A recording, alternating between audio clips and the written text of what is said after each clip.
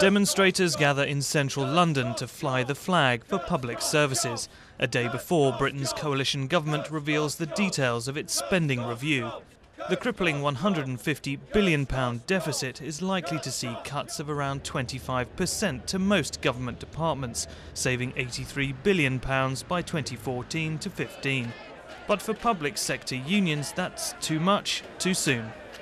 We're trying to persuade the government to think again. So that's about the timing of cuts. Forcing them through at the speed that they plan is reckless in the extreme. It's about the scale of the cuts. It's about the balance between cuts in spending and increases in taxation. We argue very strongly that tax reform could play a much bigger part in helping us reduce the deficit. By tax reform, many would like to see Britain's banking sector pick up the bill for a crisis that they triggered. The cost-cutting axe, though, has already started to fall.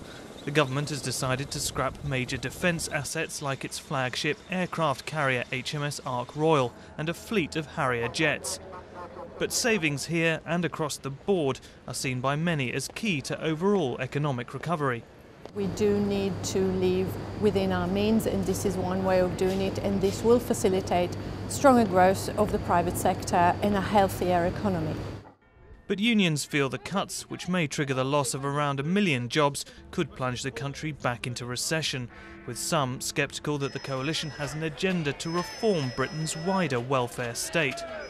We think the government, the Tories in particular, are ideologically committed to these cuts. It's not about economics. Fundamentally, they want to see a smaller public service, and we don't agree.